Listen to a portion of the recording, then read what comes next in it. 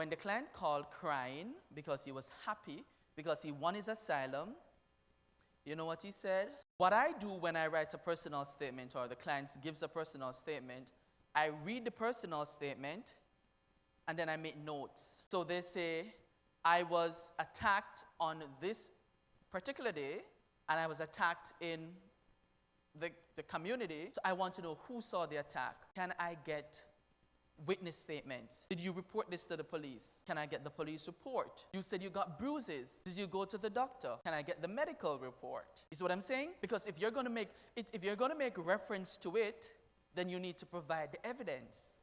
And this is what you have just signed up to do. You can no longer complete a skeleton asylum application and submit. Because if you do that, you're not going to win, right? And so the personal statement will tell you all that you need to get from your client in order to have a successful claim. And then the preparations for the interview. When the client called crying because he was happy, because he won his asylum, you know what he said?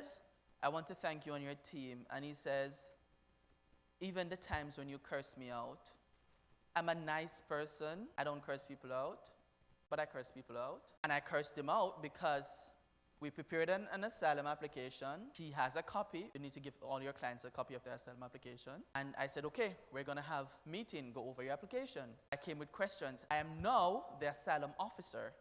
And I started to ask the questions. And he answered the questions perfectly. I believed him. I was ready to issue an approval on the asylum application. And then I said to him, hey, we meet again in 2 days' time to prepare. And in 2 days' time, I asked the same questions. And then all I was hearing is blah, blah, blah, blah, blah. And I'm like, what's happening here? I'm like, I don't believe you. I'm like, I'm not granting this asylum. And I started to get a little, strong. And then when I realized that I was getting too strong, I stopped and I said, we'll meet again in 2 days' time. We met again in 2 days' time. The answers were still rough. Then we met again in 2 more days' time. The answers started getting better.